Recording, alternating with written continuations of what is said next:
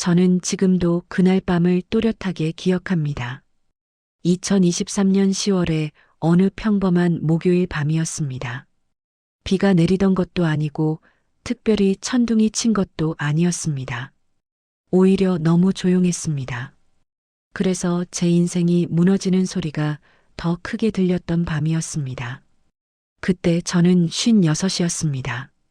서울에 이름 있는 대학을 나와 평생을 성실하게 중견 건설회사에 몸담았고 남들이 보기엔 무난한 가장이었습니다. 아내를 폐암으로 일찍 보낸 뒤에도 흔들리지 않고 아들 하나만큼은 제대로 키워냈다고 믿었습니다. 명문대를 나와 대기업에 다니는 아들, 그리고 똑똑하고 야무진 며느리까지. 노후는 외롭더라도 불안하진 않으리라 생각했습니다.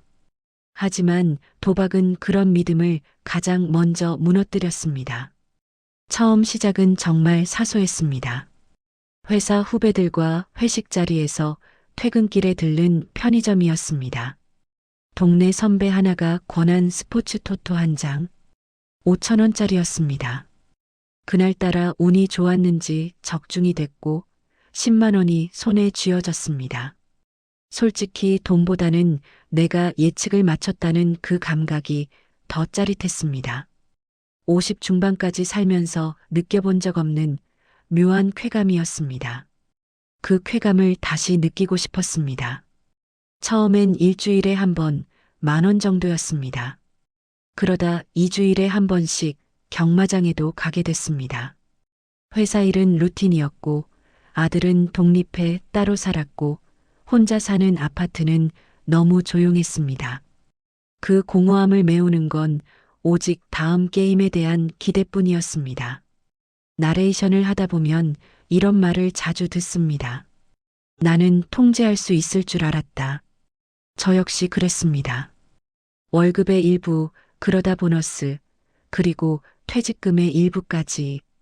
계좌는 점점 비어갔지만 다음번엔 반드시 만회할 수 있을 거라는 착각이 저를 지배했습니다. 그리고 마침내 그날이 왔습니다. 온라인 불법 도박 사이트에 제 전 재산을 걸었던 날입니다. 새벽 3시, 저는 컴퓨터 앞에 앉아 떨리는 손으로 마우스를 쥐고 있었습니다. 화면 속 숫자들이 돌아갔습니다. 그리고 멈췄습니다. 모두 잃었습니다. 마지막으로 계좌 잔고를 확인했을 때 숫자는 믿기 어려울 정도로 비어 있었습니다. 3,400만 원이 남아 있어야 할 계좌에는 12만 원만 남아 있었습니다.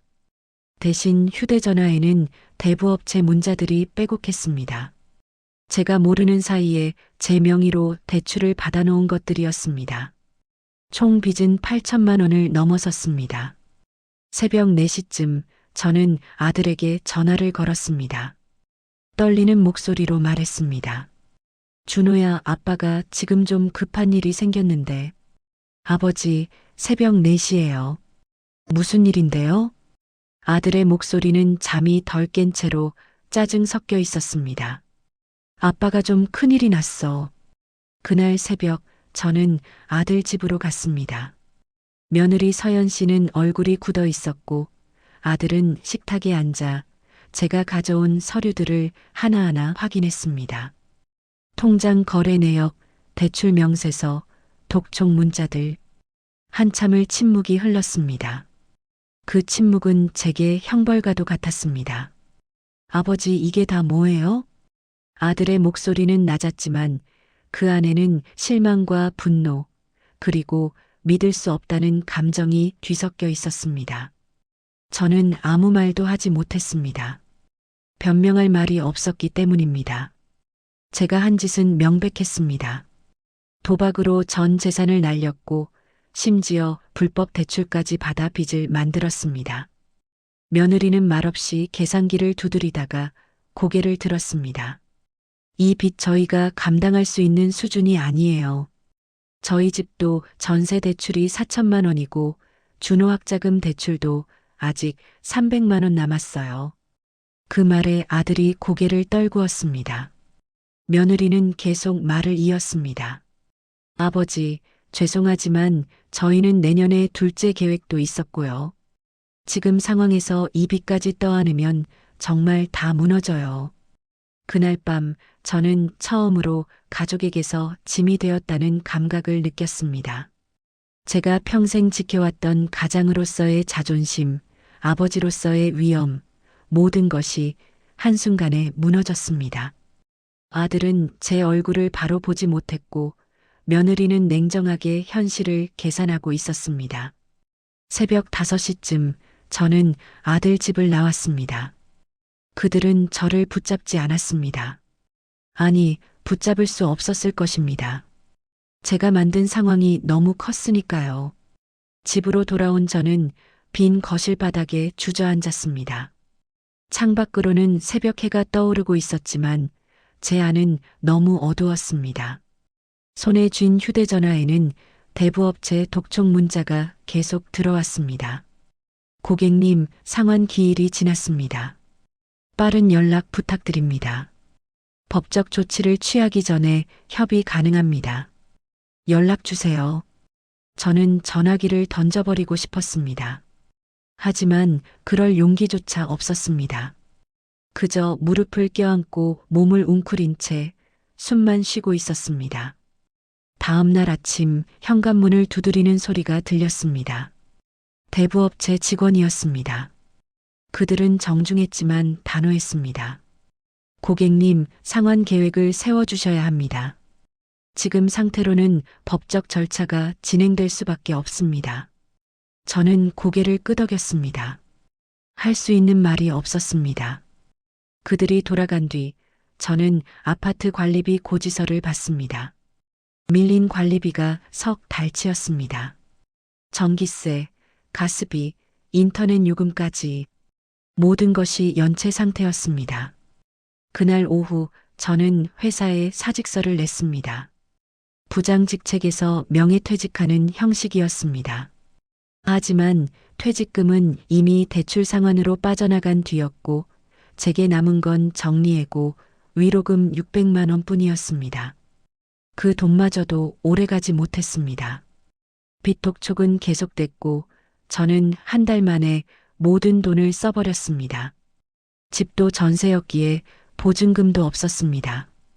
계약 만기가 다가오고 있었지만 저에게는 이사갈 돈도 갈 곳도 없었습니다.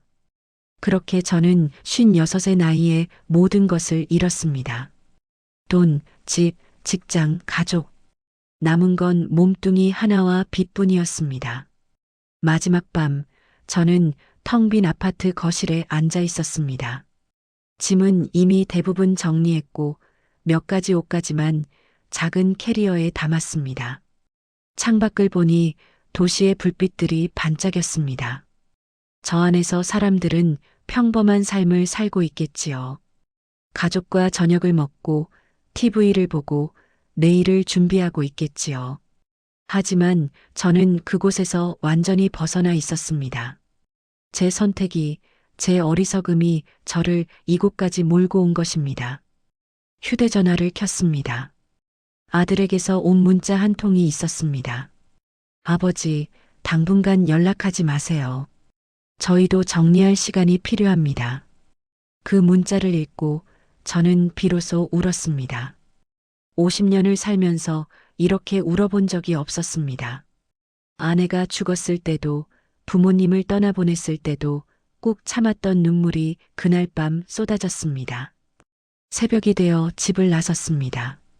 문을 잠그고 열쇠를 관리사무소 앞에 두었습니다. 캐리어 하나를 끌고 엘리베이터를 탔습니다. 거울에 비친 제 모습은 너무 초라했습니다. 머리는 헝클어져 있었고 수염은 며칠째 기르지 않았고 눈은 충혈되어 있었습니다. 지하철역으로 걸어가면서 생각했습니다. 내가 어디서부터 잘못된 걸까? 첫 번째 토토를 샀을 때, 경마장에 처음 갔을 때, 아니면 훨씬 전부터 제 안에 이런 자멸적인 성향이 있었던 걸까? 답은 나오지 않았습니다. 다만 한 가지는 분명했습니다. 제가 선택한 길이 저를 여기까지 데려왔다는 것, 그리고 이제는 돌이킬 수 없다는 것. 그날 밤은 제 인생에서 가장 길고 가장 어두운 밤이었습니다. 며칠 뒤 아들에게서 연락이 왔습니다. 문자가 아니라 전화였습니다. 아버지, 토요일 오전에 저희 집으로 오세요. 목소리는 평온했지만 어딘가 단단하게 굳어 있었습니다. 저는 그 말투에서 뭔가 심상치 않은 걸 느꼈습니다. 하지만 거절할 수 없었습니다. 아들이 부르는데 아버지가 어떻게 안 갈 수 있겠습니까? 그 사이 저는 친구 집 소파에서 이틀을 자고 하루는 찜질방에서 보냈습니다. 찜질방 입장료가 12,000원이었습니다. 하루 세 끼를 계란과 식혜로 때우고 밤에는 수면실에서 잠을 청했습니다. 하지만 잠은 오지 않았습니다. 주변에서 코 고는 소리, 뒤척이는 소리, 누군가 화장실 가는 소리가 모두 들렸습니다. 무엇보다 제 머릿속이 너무 시끄러웠습니다. 과거의 기억들이 파편처럼 떠올랐다가 사라졌습니다. 아내와 처음 만났던 날, 아들이 태어났던 날, 첫 월급을 받았던 날, 모든 것이 아득했습니다. 토요일 아침 저는 지하철을 타고 아들 집으로 갔습니다. 옷은 며칠째 같은 것을 입고 있었고 세수는 지하철역 화장실에서 대충 했습니다. 거울을 보니 제 얼굴은 너무 초라해서 차라리 보지 않는 게 나았습니다. 아들 집 앞에 도착했을 때 초인종을 누르는 손이 떨렸습니다. 문이 열리고 며느리가 나왔습니다. 그녀는 저를 보더니 잠깐 표정이 굳었지만 곧 정중하게 말했습니다. 아버지, 들어오세요. 거실에는 아들이 앉아 있었습니다. 테이블 위에는 서류 몇 장이 놓여 있었습니다. 저는 자리에 앉았습니다. 며느리가 물을 한 잔 따라 주었지만 저는 마실 수가 없었습니다. 목이 메어 있었습니다. 아들은 한참을 침묵하다가 입을 열었습니다. 아버지, 솔직히 말씀드릴게요. 그는 한숨을 길게 내쉬었습니다. 저희도 애가 있고 대출도 많아요. 제 월급이 세후 350만 원이고 서연이는 육아휴직 중이라 지금 수입이 없어요. 전세 대출 이자만 한 달에 20만 원이고 애 어린이집비가 30만 원이에요. 그는 테이블 위에 종이를 가리켰습니다. 가계부였습니다. 수입과 지출이 빼곡히 적혀 있었습니다. 아버지 빚까지 떠안으면 솔직히 저희도 다 같이 무너져요. 저는 고개를 끄덕였습니다. 이해 못할 말은 아니었습니다. 젊은 부부가 아이를 키우며 생활하기도 빠듯할 텐데 여기에 8천만 원의 빚까지 떠안으라는 건 무리였습니다. 문제는 그 다음 말이었습니다. 당분간 따로 지내시는 게 좋을 것 같아요. 그 말이 이렇게 아플 줄은 몰랐습니다. 당분간이라는 말 속에는 기약 없는 거리두기가 숨어 있었습니다. 언제까지인지, 어떤 조건이 충족되면 다시 만날 수 있는지 아무것도 정해지지 않은 추방이었습니다. 며느리가 말을 이었습니다. 그녀는 제 눈을 보지 않은 채 테이블 위에 서류를 내밀었습니다. 아버지, 저희도 정말 죄송해요. 하지만 선택의 여지가 없어요. 여기 복지관 연락처 몇 개 적어뒀어요. 쉼터도 있고 무료급식소 정보도 있어요. 그 서류를 받아드는 순간 제 손이 떨렸습니다. 쉼터, 무료급식소, 그런 단어들이 이제 제 현실이 되었습니다. 아버지가 도박 치료 프로그램이라도 받으시고 빚 정리 상담이라도 받으시면 그때 다시 이야기해요. 아들의 목소리는 떨리고 있었습니다. 그도 괴로웠을 것입니다. 하지만 그는 자기 가족을 선택했습니다. 당연한 일이었습니다. 저는 자리에서 일어났습니다. 알겠다. 너희 말이 맞다. 더 이상 할 말이 없었습니다. 며느리가 작은 봉투 하나를 건넸습니다. 이건 그냥 받으세요. 저희가 드릴 수 있는 건 이게 다예요. 봉투를 열어보니 10만 원이 들어 있었습니다. 저는 그 돈을 받을 수가 없었습니다. 하지만 거절할 처지도 아니었습니다. 그냥 고개를 숙이고 받았습니다. 고맙다. 그 말밖에 할 수 없었습니다. 현관문을 나서는데 아들이 뒤에서 불렀습니다. 아버지. 저는 돌아봤습니다. 아들의 눈에는 눈물이 고여 있었습니다. 제발 정신 차리세요. 저는 대답하지 못했습니다. 그저 고개를 끄덕이고 돌아섰습니다. 엘리베이터 안에서 저는 거울에 비친 제 모습을 봤습니다. 56살의 남자. 대학을 나오고 직장에서 30년을 일했고 아들 하나를 키워낸 남자. 그런 남자가 지금 아들에게서 쫓겨나는 중이었습니다. 아파트 단지를 나와 걸으면서 생각했습니다. 내가 갈 곳이 어디인가? 친구들에게 연락할 수 있을까? 하지만 그럴 용기가 없었습니다. 체면이라는 마지막 껍질이 저를 가로막고 있었습니다. 대학 동기들은 대부분 성공한 사람들이었습니다.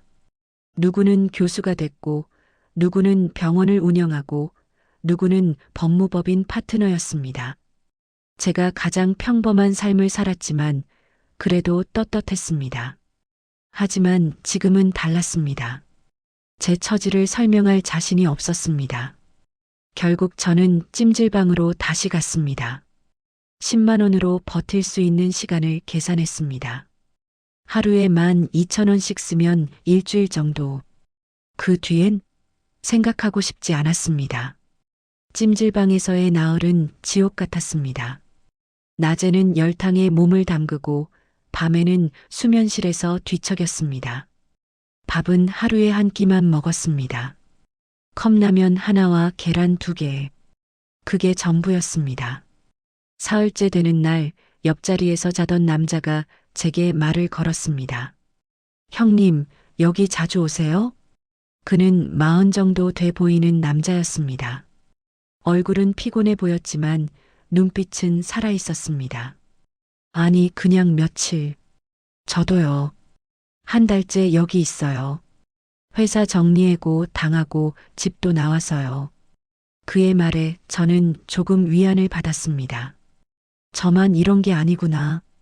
하지만 그 위안은 오래가지 않았습니다. 그래도 형님은 나이가 있으시니까 복지 혜택 받기 쉬울 거예요. 저는 아직 젊다고 안 받아줘요. 그 말에 저는 씁쓸하게 웃었습니다. 나이가 많은 게 장점이 되는 순간이 올 줄은 몰랐습니다. 닷새째, 돈이 바닥났습니다. 찜질방비조차 낼 수 없었습니다. 저는 새벽에 찜질방을 나왔습니다. 갈 곳이 없었습니다. 한강 고수부지를 걸었습니다. 새벽 공기는 차가웠습니다. 11월 초였고 기온은 영하로 떨어지고 있었습니다. 하지만 추운 것보다 막막함이 더 컸습니다. 벤치에 앉았습니다. 주변에는 몇 명의 노숙자들이 보였습니다. 그들은 박스를 깔고 담요를 덮은 채 자고 있었습니다. 저는 그들을 보면서 생각했습니다. 저것이 곧 나의 모습이 될 것이다. 첫날 밤은 벤치에서 보냈습니다. 잠은 전혀 오지 않았습니다. 추위도 추위였지만 두려움이 더 컸습니다. 혹시 누가 덮칠까? 혹시 경찰이 올까? 혹시 아는 사람이 지나가면 어쩌나? 새벽이 되자 몸이 얼어붙은 것 같았습니다. 손가락을 움직일 수가 없었습니다. 간신히 일어나 화장실로 갔습니다. 공중화장실 거울에 비친 제 모습은 처참했습니다. 머리는 기름기로 떡이 졌고 얼굴은 부어 있었고 눈은 핏발이 서 있었습니다.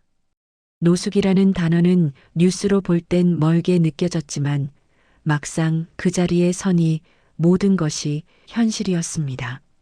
밤이 되면 몸보다 마음이 더 추웠습니다.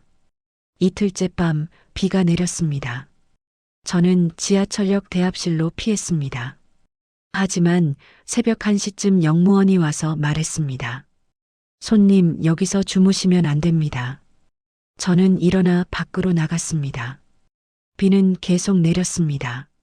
할 수 없이 편의점 처마 밑에 앉았습니다. 점원이 나와서 눈치를 줬지만 쫓아내진 않았습니다. 그날 밤 저는 처음으로 울지 않았습니다. 눈물조차 나오지 않았습니다. 그저 멍하니 빗소리를 들었습니다. 빗소리는 제 인생의 소리 같았습니다. 쏟아지고 또 쏟아지고 멈추지 않는. 사흘째 되는 날 배가 너무 고팠습니다. 마지막으로 먹은 게 이틀 전 편의점 삼각김밥이었습니다. 저는 며느리가 준 쉼터 연락처를 꺼냈습니다. 종이는 비에 젖어 얼룩져 있었지만 글씨는 읽을 수 있었습니다. 전화를 걸었습니다. 여보세요, 희망쉼터입니다. 저 도움이 필요합니다. 그렇게 저는 처음으로 사회복지 시스템의 문을 두드렸습니다. 상담사는 친절했습니다. 제 상황을 듣고 당장 오늘 저녁 식사와 잠자리를 제공할 수 있다고 했습니다. 저는 그 말에 안도했습니다. 동시에 수치심이 밀려왔습니다. 56의 나이에 무료급식과 쉼터 신세를 지게 되다니. 하지만 선택의 여지가 없었습니다. 생존이 자존심보다 앞서는 순간이었습니다. 쉼터로 가는 길, 저는 휴대전화를 켰습니다. 배터리가 15% 남아 있었습니다. 아들 사진이 배경화면으로 떠올랐습니다. 3살 때 찍은 사진.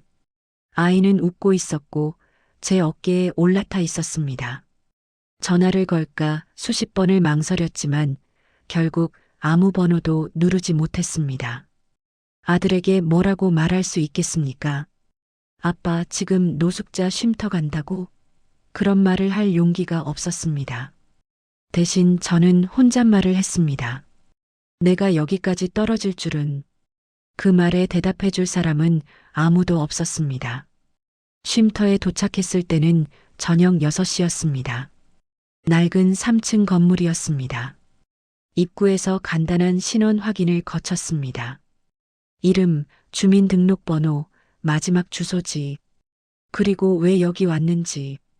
도박으로 전 재산을 잃었습니다. 그 말을 하는 게 얼마나 어려웠는지 모릅니다. 하지만 상담사는 판단하지 않았습니다. 그저 고개를 끄덕이며 서류를 작성했습니다. 2층 침실을 배정해 드릴게요. 저녁 식사는 7시부터입니다. 식당에는 이미 20명 정도가 앉아 있었습니다. 나이는 다양했습니다. 30대부터 70대까지 모두 각자의 사연으로 이곳에 온 사람들이었습니다. 저는 구석자리에 앉았습니다. 배식을 받았습니다. 쌀밥, 된장찌개, 김치, 계란말이. 간단했지만 따뜻했습니다. 첫 숟가락을 뜨는 순간 눈물이 났습니다. 사흘 만에 먹는 제대로 된 밥이었습니다. 저는 고개를 숙이고 조용히 울었습니다. 옆자리 사람은 못 본 척 해주었습니다. 밤이 되어 침실로 갔습니다. 2층 침실은 6인실이었습니다. 2층 침대 3개가 놓여 있었고 각자의 공간은 침대 하나가 전부였습니다. 하지만 그것만으로도 감사했습니다. 비바람을 피할 수 있고 따뜻했으니까요. 침대에 누워 천장을 봤습니다. 옆 침대에서는 코 고는 소리가 들렸습니다. 복도에서는 누군가 걸어가는 소리가 들렸습니다. 저는 생각했습니다. 이것이 내 인생의 바닥인가? 여기서 더 떨어질 곳은 없는 건가? 그날 밤 저는 오랜만에 잠들 수 있었습니다. 깊은 잠은 아니었지만 그래도 잠이었습니다. 꿈속에서 저는 아내를 만났습니다. 아내는 아무 말 없이 제 손을 잡았습니다. 그 손은 따뜻했습니다. 새벽에 눈을 떴을 때 제 뺨은 젖어 있었습니다. 쉼터 생활은 생각보다 규칙적이었습니다. 아침 6시 기상, 6시 30분 아침 식사, 그리고 낮 시간에는 각자 알아서 시간을 보냈습니다. 일자리를 찾거나 복지 상담을 받거나 그냥 쉼터 안에서 쉬거나. 저는 처음 일주일 동안 거의 방에만 있었습니다. 밖에 나갈 용기가 없었습니다. 혹시 아는 사람을 만날까봐 두려웠습니다. 그래서 하루 종일 침대에 누워 천장만 봤습니다. 일주일째 되는 날 쉼터 상담사가 저를 불렀습니다. 이 선생님, 이렇게만 계시면 안 됩니다. 상담 프로그램이라도 참여하셔야죠. 저는 괜찮습니다. 괜찮으신 게 아니라 필수입니다. 여기 계시려면 주 2회 상담은 의무예요. 그렇게 저는 도박 중독 상담 프로그램에 참여하게 됐습니다. 화요일과 목요일 오후 2시 쉼터 1층 상담실에서 소그룹 상담이 진행됐습니다. 첫 상담 날 저는 6명의 사람들과 둥글게 앉았습니다. 나이도 배경도 다양했습니다. 하지만 모두 도박으로 인생이 무너진 사람들이었습니다. 상담사는 이야기를 시작했습니다. 오늘은 각자 자기소개를 해보겠습니다. 이름, 나이, 그리고 여기 오게 된 이유를 간단히 말씀해 주세요. 한 명씩 돌아가며 이야기했습니다. 어떤 이는 카지노로, 어떤 이는 온라인 도박으로, 어떤 이는 경마로 모든 걸 잃었습니다. 이야기를 들으면서 저는 이상하게 위로받았습니다. 저만 이런 게 아니구나. 제 차례가 왔을 때 저는 떨리는 목소리로 말했습니다. 저는 이진수입니다. 56이고 스포츠 토토로 시작해서 온라인 불법 도박까지 갔습니다. 전 재산과 가족을 잃었습니다. 그 말을 하고 나니 조금 숨이 쉬어졌습니다. 처음으로 제 상황을 타인에게 솔직히 말한 순간이었습니다. 상담은 일주일에 2번씩 계속됐습니다. 처음엔 형식적으로 참여했지만 점점 진지해졌습니다. 다른 사람들의 이야기를 듣고 제 이야기를 하면서 조금씩 제 상황을 객관적으로 볼 수 있게 됐습니다. 한 달쯤 지났을 때 상담사가 말했습니다. 이 선생님, 요즘 표정이 좀 나아지셨네요. 그런가요? 네. 처음 오셨을 때보다 훨씬 살아계세요. 그 말에 저는 스스로를 돌아봤습니다. 맞았습니다. 여전히 절망적이었지만 적어도 하루하루는 견딜 수 있게 됐습니다. 어느 날 쉼터 복도에서 공지를 받습니다. 근처 공공도서관에서 독서 프로그램을 운영한다는 내용이었습니다. 무료였고 누구나 참여할 수 있었습니다. 저는 오랜 고민 끝에 도서관에 가기로 했습니다. 젊을 때부터 책은 제 유일한 친구였습니다. 대학 시절 철학과 문학에 빠져 지냈고 회사 다니면서도 퇴근 후엔 항상 책을 읽었습니다. 처음 도서관에 갔을 때는 11월 말이었습니다. 작은 구립 도서관이었습니다. 저는 조심스럽게 문을 열고 들어갔습니다. 내부는 따뜻했고 책 냄새가 났습니다. 그 냄새만으로도 위로가 됐습니다. 저는 구석 자리를 찾아 앉았습니다. 철학 서가에서 카미의 시시포스 신화를 꺼냈습니다. 대학 때 읽었던 책이었습니다. 하지만 지금 읽으니 완전히 다른 책 같았습니다. 끊임없이 산을 오르는 시시포스? 그의 운명은 비극인가 아니면 책장을 넘기면서 저는 빠져들었습니다. 1시간, 2시간. 시간 가는 줄 몰랐습니다. 그때였습니다. 누군가 제 맞은편에 앉았습니다. 고개를 들어보니 50대 중반쯤 돼 보이는 남자였습니다. 깔끔한 셔츠에 안경을 쓴 차분한 인상이었습니다. 그는 잠시 저를 보더니 조심스럽게 말을 걸었습니다. 실례합니다. 혹시 이진수 선생님 아니신가요? 저는 깜짝 놀랐습니다. 누가 저를 알아본다는 것 자체가 두려웠습니다. 아닙니다. 잘못 보신 것 같습니다. 급히 부정했지만 그는 미소를 지으며 말했습니다. 아니에요. 기억하실지 모르겠지만 2015년에 시민대학 철학 강연에서 뵌 적이 있습니다. 존재와 시간 강독하셨던 분 맞으시죠?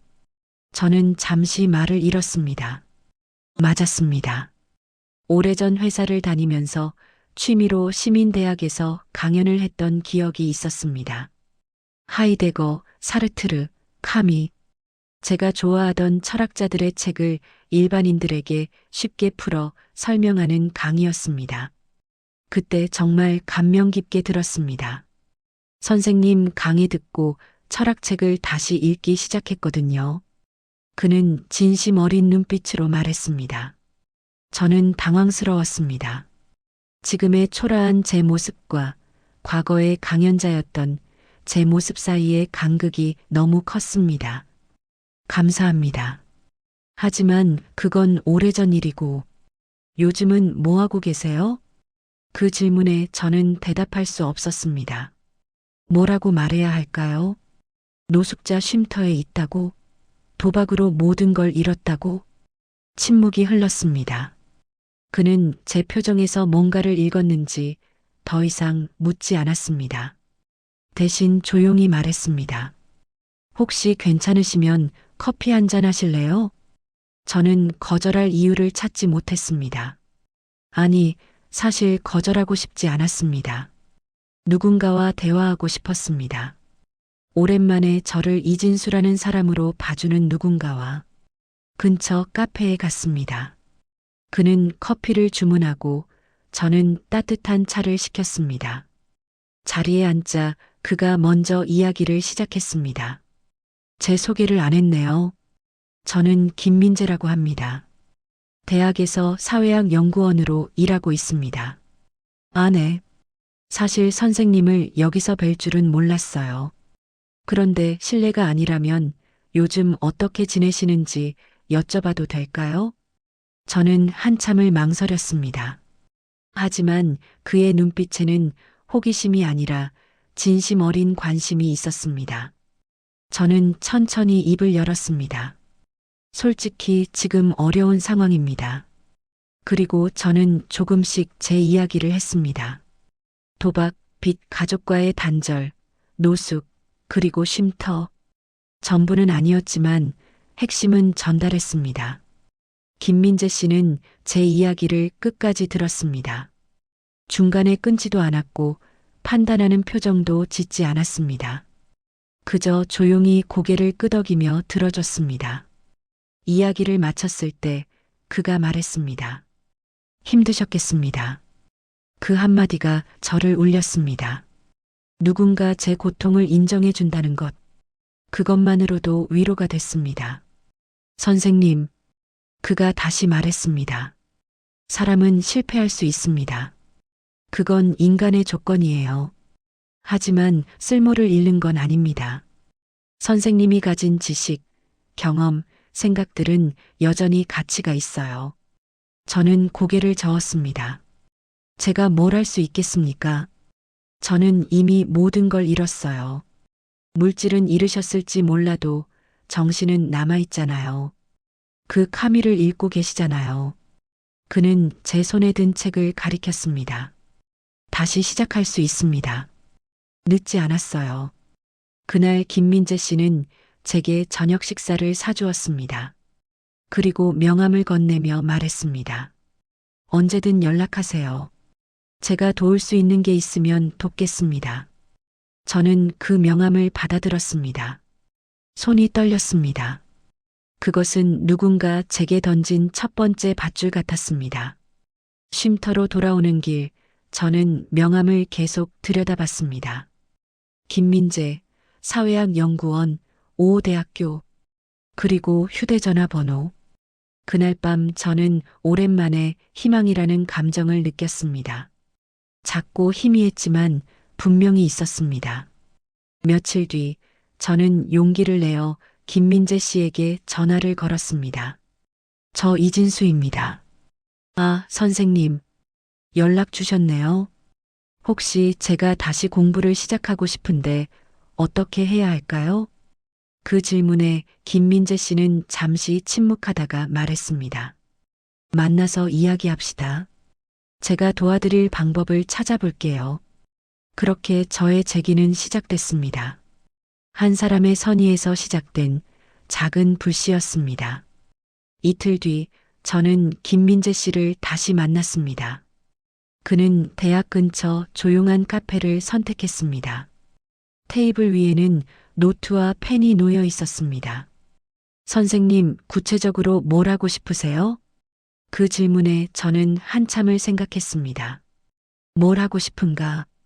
사실 생각해 본 적이 없었습니다. 그저 하루하루 버티는 것만으로도 벅찼으니까요. 잘 모르겠습니다. 하지만 책은 읽고 싶습니다. 공부는 하고 싶습니다. 좋습니다. 그럼 그걸로 시작합시다. 김민재 씨는 노트에 뭔가를 적기 시작했습니다. 제가 있는 연구소에서 조교 자리 하나를 만들어 볼게요. 급여는 많지 않지만 월 80만 원 정도는 드릴 수 있을 것 같습니다. 정말입니까? 네. 대신 조건이 있습니다. 저는 긴장했습니다.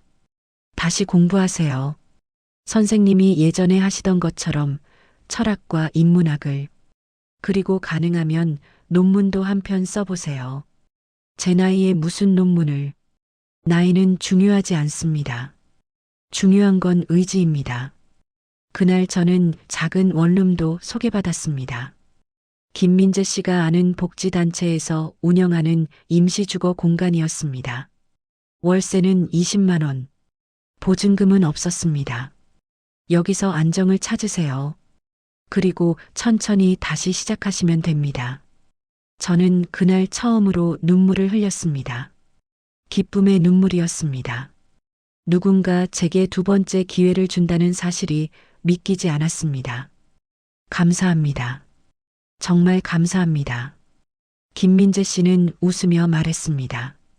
2015년 강의에서 선생님이 하신 말 기억하세요? 인간은 던져진 존재지만 동시에 기투하는 존재다. 다시 던져지세요. 미래로. 그 말이 제 가슴에 박혔습니다. 맞았습니다. 저는 바닥으로 던져졌습니다. 하지만 다시 일어서서 미래로 나아갈 수 있었습니다.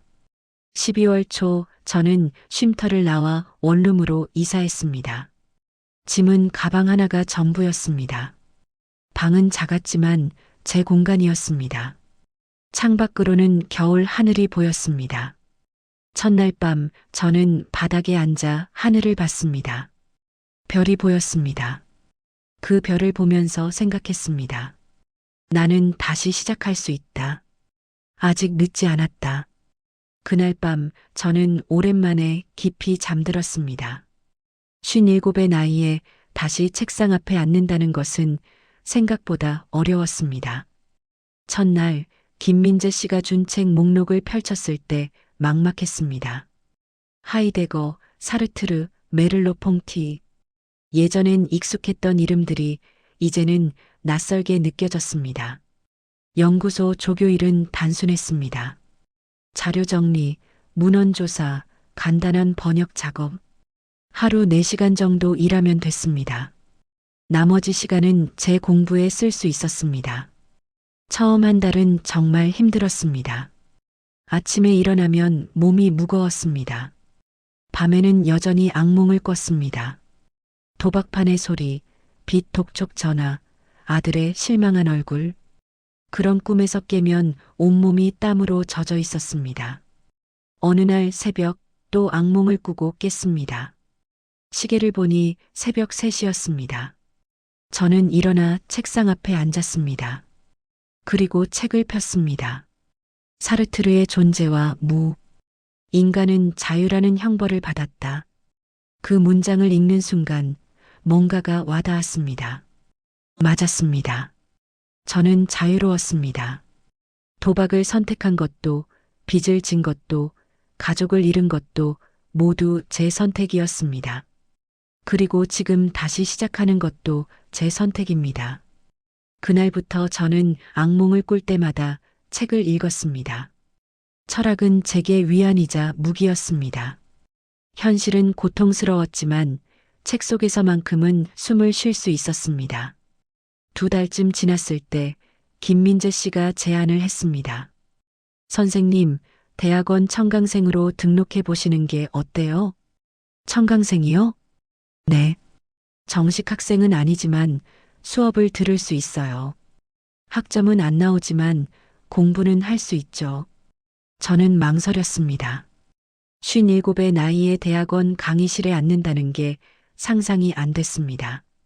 젊은 학생들 사이에서 제가 나이는 숫자일 뿐입니다. 중요한 건 배우고자 하는 마음이에요. 결국 저는 용기를 냈습니다. 2024년 3월 저는 대학원 철학과 청강생으로 등록했습니다. 수강료는 김민재 씨가 있는 연구소에서 지원해 주었습니다. 첫 수업 날 저는 강의실 맨 뒷자리에 앉았습니다. 학생들은 대부분 20대 후반에서 30대 초반이었습니다. 저는 그들 사이에서 명백히 이질적이었습니다. 낡은 점퍼에 해진 가방을 맨 50대 남자 교수가 들어왔습니다. 50대 초반쯤 돼 보이는 여교수였습니다. 그녀는 출석을 부르다가 제 이름에서 멈췄습니다. 이진수 씨? 네. 청강생이시죠? 네, 그렇습니다.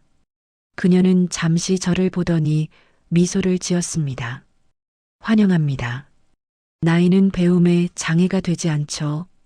그 말에 조금 안심이 됐습니다. 수업은 현상학의 이해였습니다. 후설 하이데거, 메를로 퐁티를 다루는 강의였습니다. 교수의 설명은 명확했고 학생들의 질문은 날카로웠습니다. 저는 수업을 들으면서 점점 빠져들었습니다. 20년 전 대학 다닐 때의 감각이 되살아났습니다. 개념을 이해하는 짜릿함, 사유가 확장되는 쾌감. 수업이 끝나고 한 학생이 다가왔습니다. 30대 초반쯤 돼 보이는 남학생이었습니다. 저기 혹시 질문 좀 해도 될까요? 네, 그러세요. 오늘 후설의 에포케 개념이 잘 이해가 안 가는데 혹시 설명해 주실 수 있으세요? 저는 잠시 당황했습니다. 학생이 저에게 설명을 요청하다니. 하지만 곧 차분히 대답했습니다. 에포케는 판단 중지를 의미합니다. 세계에 대한 우리의 자연적 태도를 잠시 괄호 안에 넣고 순수한 의식의 작용을 관찰하는 것이죠. 학생은 고개를 끄덕였습니다. 아, 그러니까 선입견을 제거하고 현상 그 자체를 보는 거네요? 정확합니다.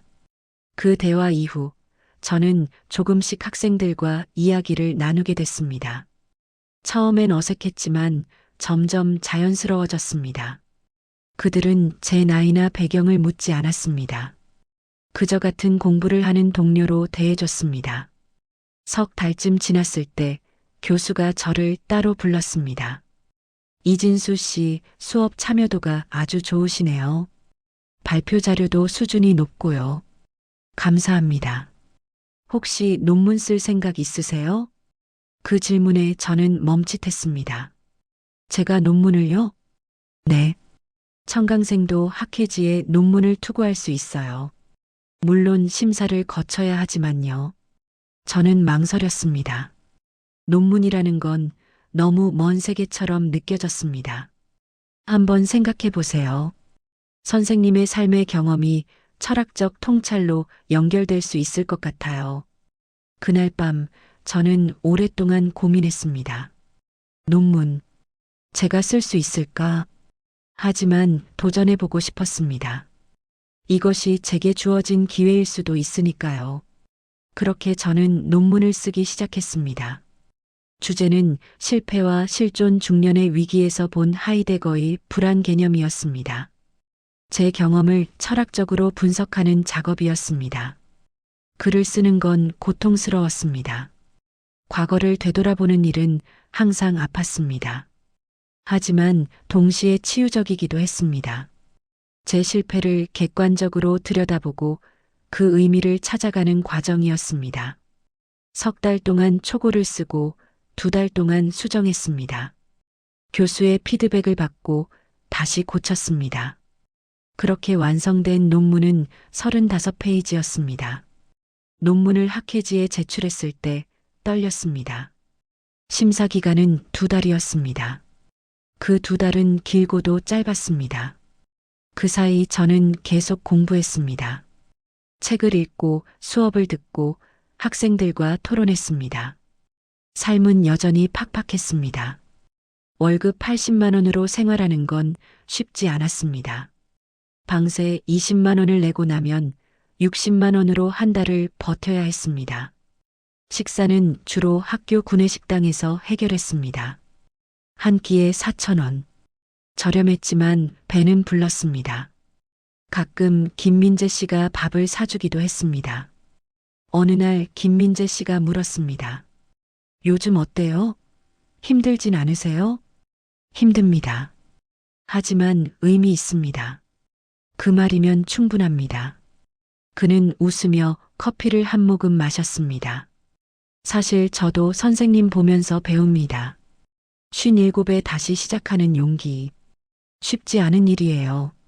제게 선택지가 있었나요? 이것 아니면 아무것도 없었습니다. 그래도 선택은 선택입니다. 포기할 수도 있었잖아요. 맞는 말이었습니다. 저는 포기하지 않기로 선택했습니다.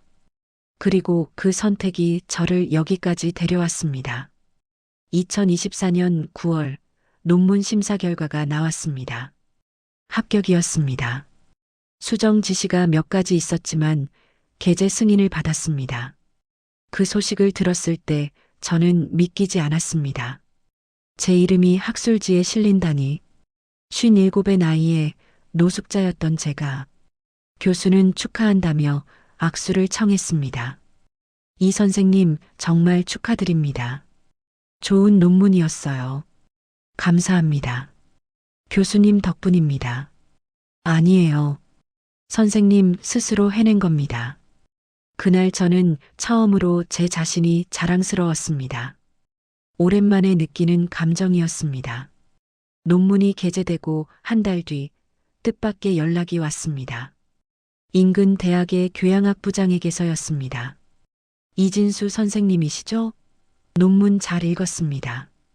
혹시 저희 대학에서 시간 강사로 강의하실 의향 있으세요? 저는 잠시 말을 잃었습니다. 시간 강사. 그것은 제가 감히 꿈꿀 수 없었던 자리였습니다. 저 정말입니까? 네. 교양 철학 과목인데 선생님 논문의 주제와도 잘 맞을 것 같습니다. 중년의 삶과 실존 철학 정도로 강좌명을 정하면 어떨까요? 저는 떨리는 목소리로 대답했습니다. 하겠습니다. 감사합니다. 2024년 12월 저는 생애 처음으로 대학 강단에 섰습니다. 정확히는 시간 강사였지만 그것만으로도 충분했습니다. 첫 강의 날 저는 긴장했습니다.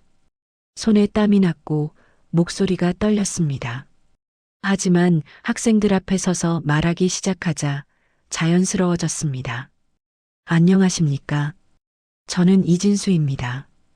오늘부터 여러분과 함께 중년의 삶과 실존 철학을 공부하겠습니다. 학생들은 호기심 어린 눈으로 저를 봤습니다. 제 나이는 57입니다. 여러분 부모님 또래죠.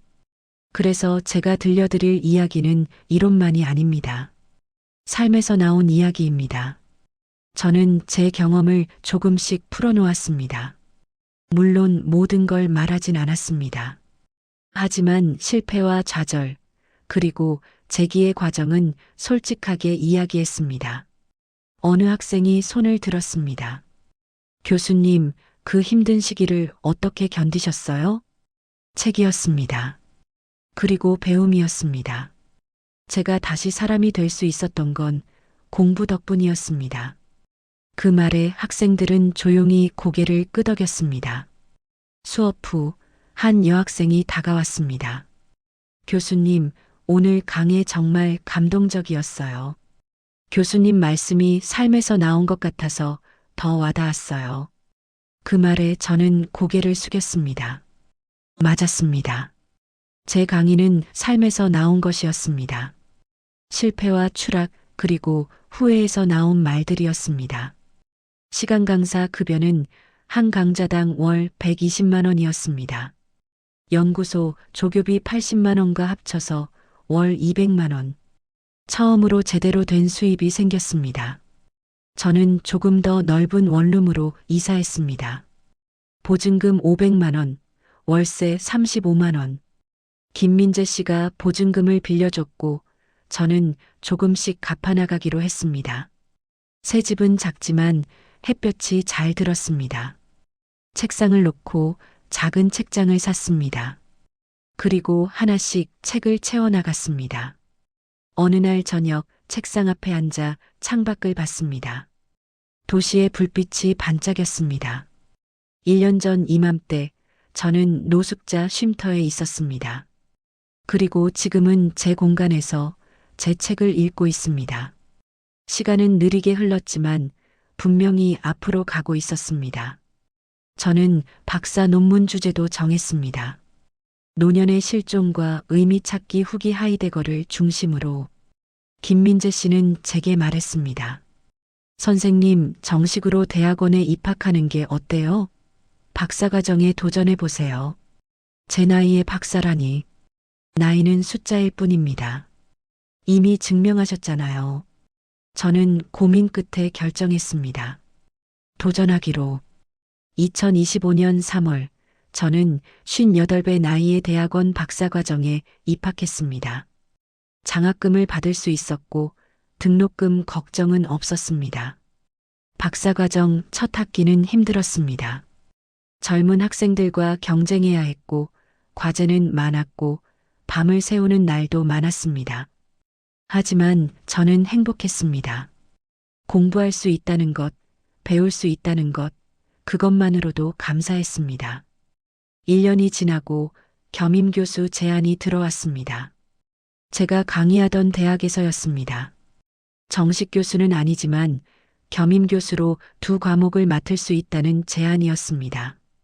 그 소식을 들었을 때 저는 제일 먼저 아들을 떠올렸습니다. 2년 반 만에 처음으로 연락해야 할까? 아들에게 알려야 할까? 오랫동안 고민했습니다. 그리고 결심했습니다. 연락하기로. 연락은 제가 먼저 했습니다. 2025년 11월에 어느 일요일 오후였습니다. 손이 떨려서 전화기를 제대로 잡을 수가 없었습니다. 번호를 누르고 통화 버튼을 눌렀습니다. 신호음이 울렸습니다. 1번, 2번, 3번. 여보세요? 아들의 목소리였습니다. 2년 반 만에 듣는 목소리. 예전보다 조금 낮아진 것 같았습니다. 준호야, 아버지다. 전화기 너머로 한참 침묵이 흘렀습니다. 심장이 두근거렸습니다. 아버지? 그래. 오랜만이다. 무슨 일이세요? 목소리는 경계하고 있었습니다. 당연했습니다. 2년 반 동안 소식 한 번 없던 아버지가 갑자기 전화했으니까요. 할 말이 있어서. 혹시 시간 되면 만날 수 있을까? 다시 침묵. 저는 그 침묵이 견딜 수 없이 길게 느껴졌습니다. 어디서요? 내가 편한 곳으로. 아무데나 괜찮다. 그럼 이번 주 토요일 오후 2시에 압구정 카페로 올게요. 장소는 문자 보낼게요. 알겠다. 고맙다. 전화를 끊고 나서 저는 한참을 멍하니 앉아 있었습니다. 떨림이 멈추지 않았습니다. 만나서 뭐라고 말해야 할까? 무슨 말부터 꺼내야 할까? 그 일주일은 길고도 짧았습니다. 강의도 하고 논문도 쓰고 일상은 흘러갔지만 머릿속은 온통 토요일 생각뿐이었습니다. 김민재 씨에게 이야기했습니다. 아들을 만나기로 했습니다. 오, 잘하셨네요. 준비되셨어요? 모르겠습니다. 그냥 가봐야죠. 솔직하게 말씀하세요. 변명하지 말고 사과하고 지금의 선생님 모습을 보여주세요. 네, 그렇게 하겠습니다. 토요일이 왔습니다. 저는 아침부터 준비했습니다. 옷을 골랐습니다. 제일 깨끗한 셔츠와 면바지, 구두도 닦았습니다. 거울을 봤습니다. 2년 반 전보다는 나아 보였습니다. 얼굴에 생기가 돌았고 눈빛도 살아있었습니다. 카페에 30분 일찍 도착했습니다. 구석자리에 앉아 물을 마시며 기다렸습니다. 손이 떨렸습니다. 2시 정각 카페 문이 열리고 아들이 들어왔습니다. 그리고 그 뒤로 며느리와 아이도 함께였습니다. 저는 놀라 자리에서 일어났습니다. 아들은 2년 반 사이 조금 수척해진 것 같았습니다. 며느리는 예전과 비슷했고 아이는 많이 컸습니다. 4살쯤 됐을 것입니다. 앉아요. 아들이 먼저 말했습니다. 그들은 제 맞은편에 앉았습니다. 아이는 할아버지를 몰라보는 듯 저를 빤히 쳐다봤습니다. 침묵이 흘렀습니다. 긴 침묵이었습니다. 저는 먼저 입을 열었습니다. 오랜만이다. 많이 컸구나. 아이를 보며 말했습니다. 아들은 대답하지 않았습니다. 아버지, 무슨 일로 연락하신 거예요? 목소리는 차가웠습니다. 하지만 적대적이진 않았습니다. 그저 거리를 두는 목소리였습니다. 저는 천천히 말했습니다. 너희에게 할 말이 있어서. 우선 미안하다. 2년 반 전 내가 한 짓은 변명의 여지가 없다. 도박으로 모든 걸 날리고 너희에게 짐이 됐고 결국 쫓겨났지. 아들의 얼굴이 굳어졌습니다. 며느리는 아이를 안으며 조용히 듣고 있었습니다. 그 뒤로 나는 많은 생각을 했다. 쉼터에서, 거리에서, 그리고 다시 일어서는 과정에서.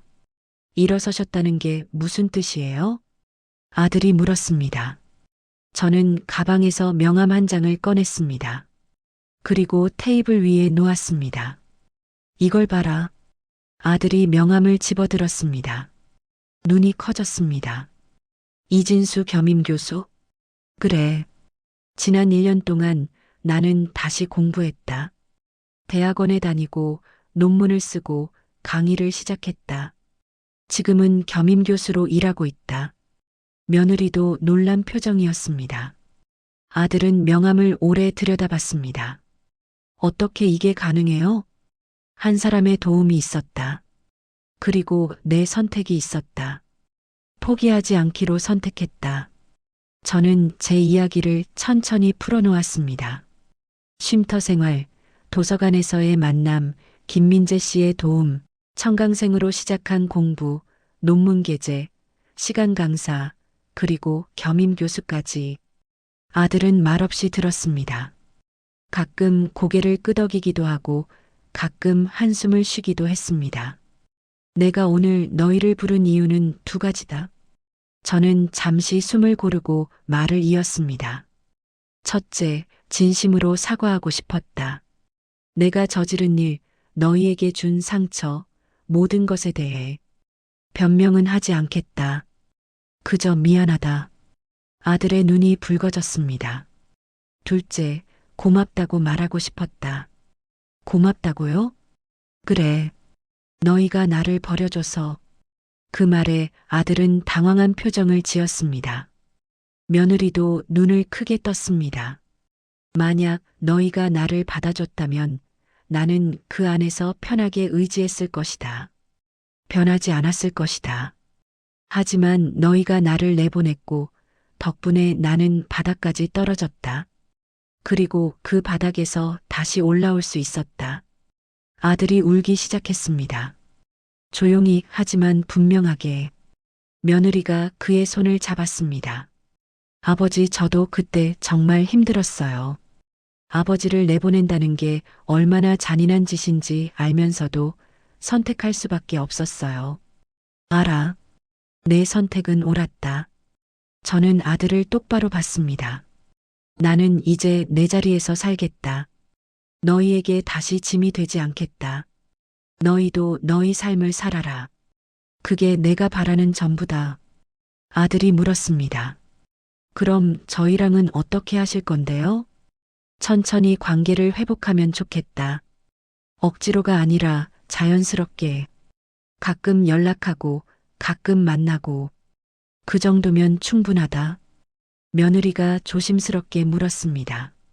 아버지, 빚은요? 그때 그 빚은 어떻게 되셨어요?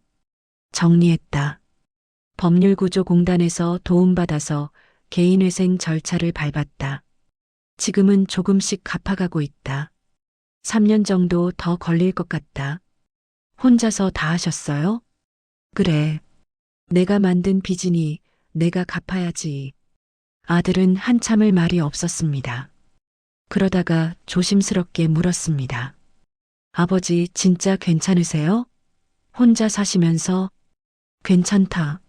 하지만 견딜만하다. 그리고 나는 지금 내가 하고 싶은 일을 하고 있다.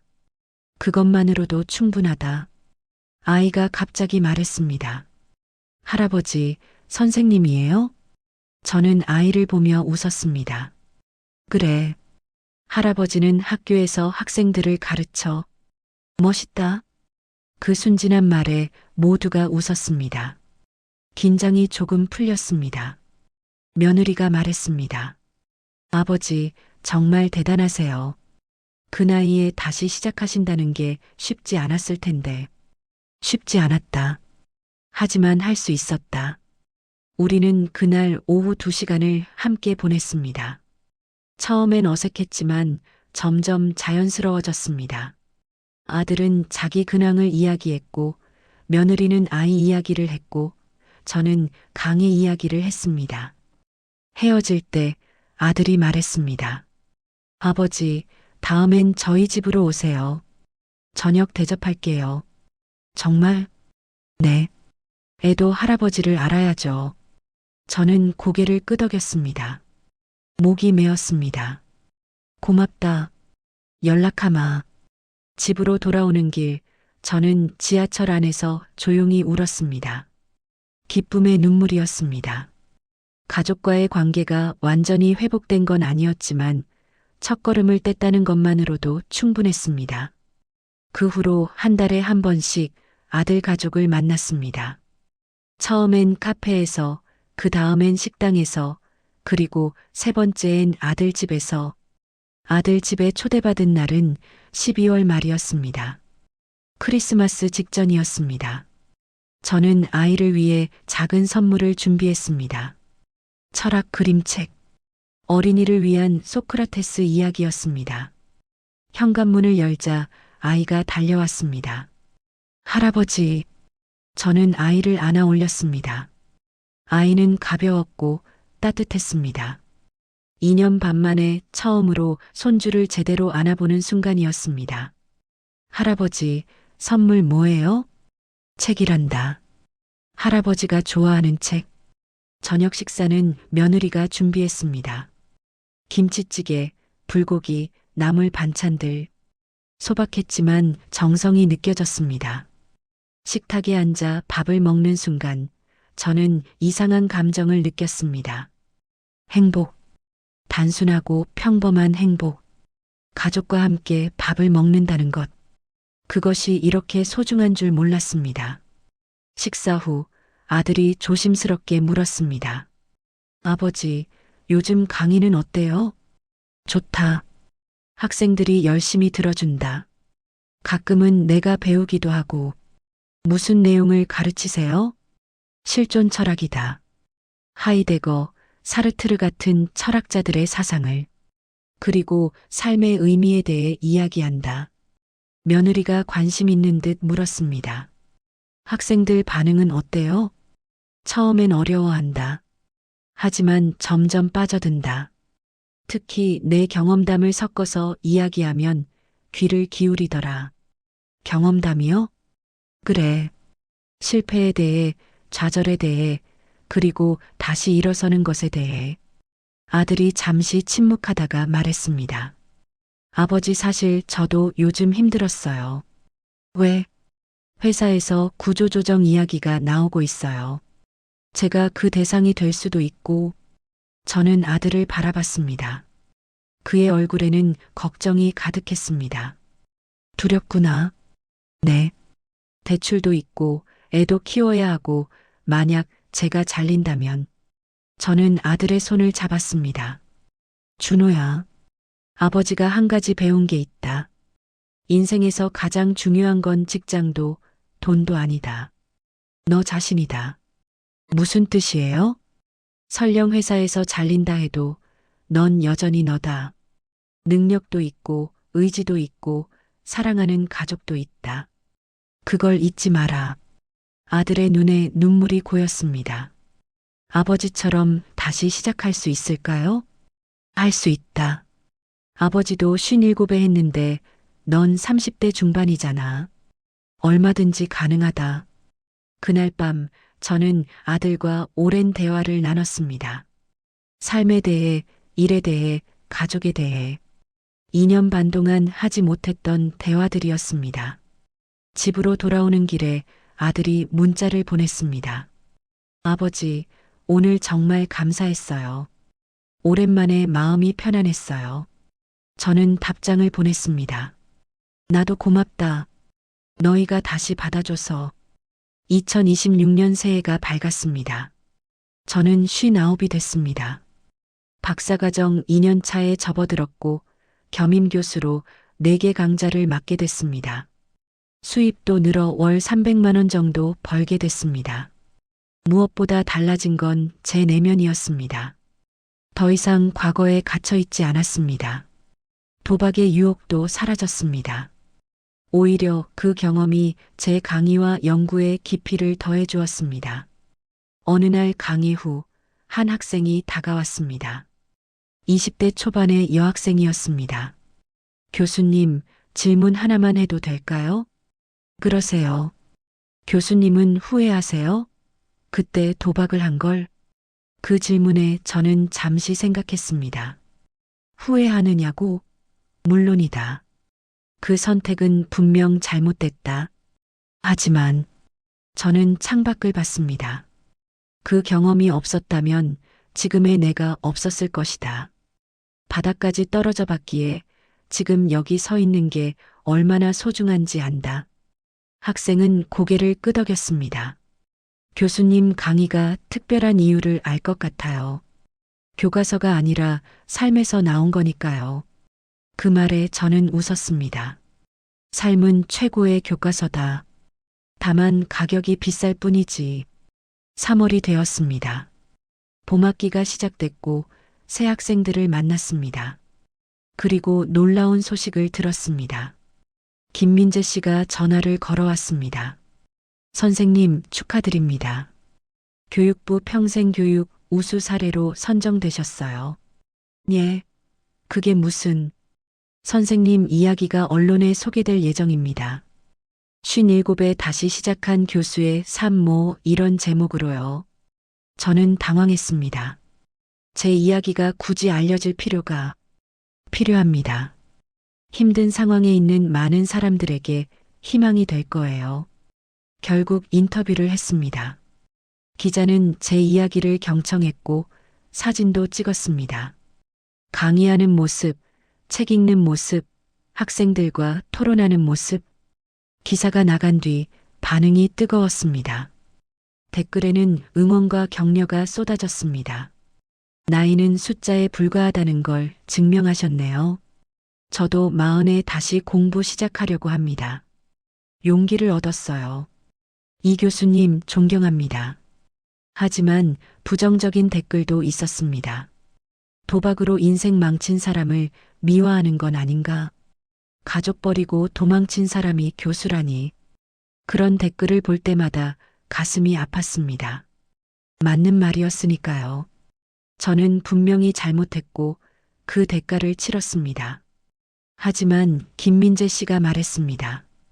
선생님, 완벽한 사람은 없어요. 중요한 건 넘어진 뒤 어떻게 일어서느냐예요. 선생님은 그걸 보여주신 거예요. 봄이 깊어갈 무렵 아들이 전화를 걸어왔습니다. 아버지, 기사 봤어요. 자랑스러웠어요. 그래? 네. 진짜예요. 아버지가 이렇게 달라지실 줄 몰랐어요. 나도 몰랐다. 하지만 변하지 않으면 죽는 거더라. 아버지, 다음 주말에 저희 집 오세요. 애가 할아버지 보고 싶대요. 그래. 가마. 전화를 끊고 저는 창밖을 봤습니다.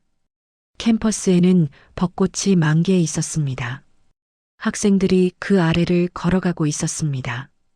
3년 전 이맘때 저는 노숙자 쉼터에서 봄을 맞이했습니다. 그리고 지금은 대학 캠퍼스에서 봄을 맞이하고 있습니다. 인생은 참 아이러니합니다. 가장 낮은 곳에서 가장 높은 교훈을 배웠습니다. 모든 것을 잃었을 때 비로소 정말 중요한 게 무엇인지 알게 됐습니다. 어느 날 강의에서 학생들에게 물었습니다. 여러분, 실패가 뭐라고 생각하세요? 한 학생이 대답했습니다. 넘어지는 거요. 맞습니다. 하지만 그게 전부는 아니에요. 실패는 방향을 바꾸는 기회입니다. 바닥은 끝이 아니라 다시 튀어오르는 지점입니다.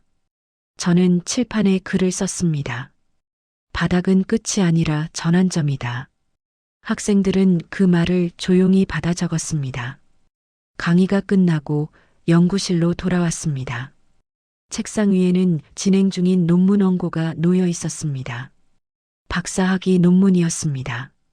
제목은 추락과 상승 중년 남성의 위기와 실존적 재구성이었습니다. 이 논문은 제 이야기이기도 했습니다. 학술적 언어로 포장했지만 그 안에는 제 고통과 깨달음이 고스란히 담겨 있었습니다. 휴대전화가 울렸습니다. 며느리에게서 온 문자였습니다. 아버지, 다음 주 토요일에 우리 집에서 저녁하려고요. 꼭 오세요. 준호가 아버지께 드릴 말씀이 있대요. 저는 답장을 보냈습니다.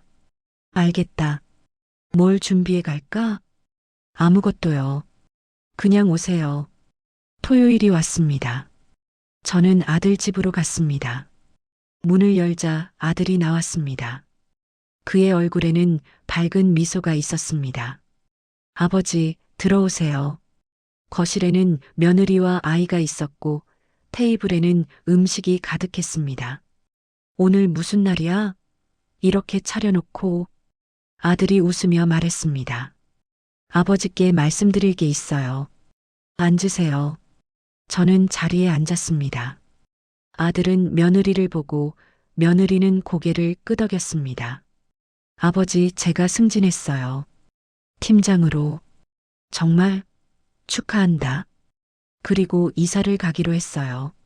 조금 더 넓은 집으로. 좋은 일이네. 아들이 잠시 망설이다가 말했습니다. 아버지, 함께 사시는 건 어떠세요? 그 말에 저는 멈칫했습니다. 뭐라고? 저희 집이 방 3개예요. 아버지 방도 따로 드릴 수 있어요. 물론 아버지가 원하시면요. 며느리가 덧붙였습니다. 억지로는 아니에요. 하지만 저희도 아이가 할아버지랑 같이 지내면 좋을 것 같아서요. 저는 한참을 말이 없었습니다. 눈물이 났습니다. 고맙다. 정말 고맙다. 하지만요? 나는 내 공간에서 살고 싶다. 너희에게 또 짐이 되고 싶지 않아. 아들이 고개를 저었습니다. 아버지는 짐이 아니에요. 이제는. 그래도 나는 혼자 사는 게 편하다. 대신 저는 아이를 보며 말했습니다.